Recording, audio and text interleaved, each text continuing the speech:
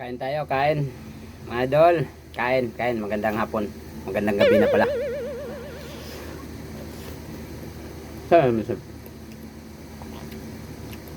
Kuya,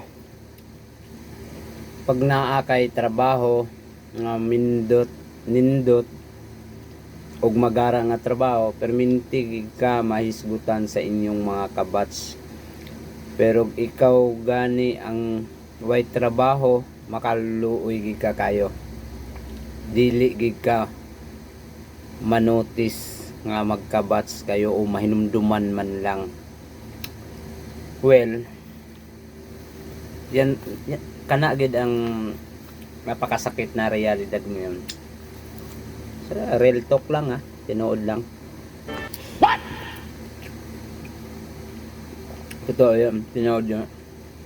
Kung maayong trabaho o kinsa ka mataas ang posisyon nimo, ikaw gid perminti bida sa mga kwentuhan, istorya sa mga kabats mo, simo gani mo na di ba? Bida gid ka.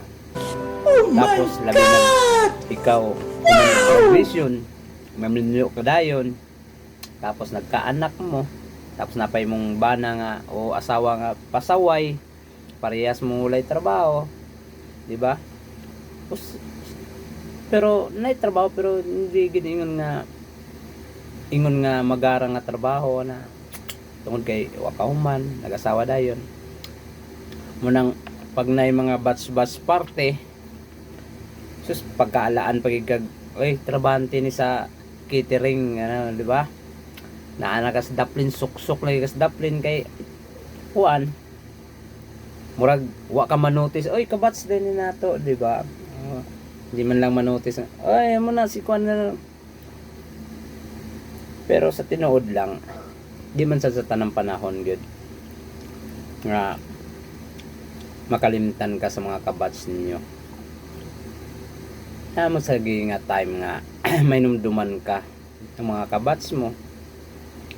Samot na kung nung nag-eskwela pa mo nga ikaw tong nakaigit sa eskwelahan, hindi ka makalimtan. Manumduman di ka tanan sa kung ikaw tong nakaigit sa inyong room.